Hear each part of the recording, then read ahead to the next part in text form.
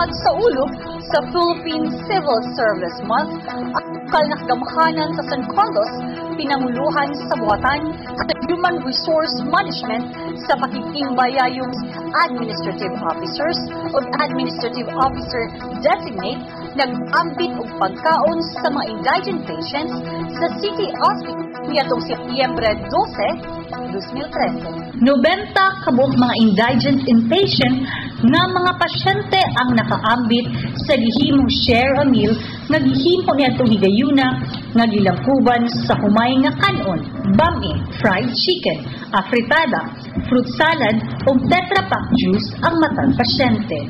Ang maong kalihukan, gipanguluhan ni Supervising Administrative Officer Jesus Facundo Combate Jr. sa Office of the City Mayor. Kung kahinumduman, ang susamang kalihukan nga pagpaambit o pagkaon gihimo dito sa City Auditorium alang sa mga batang kalye nitong Setyembre 4, 2013 o usab pagayud kapag paambit pagahimon usab alang sa mga binilanggo sa San Carlos BJMP sa umaabot Setyembre 26 nga tipik gihapon sa nakahanay na mga kalihukan sa pagsaulog sa bulan sa Setyembre bilang Philippine Civil Service Month.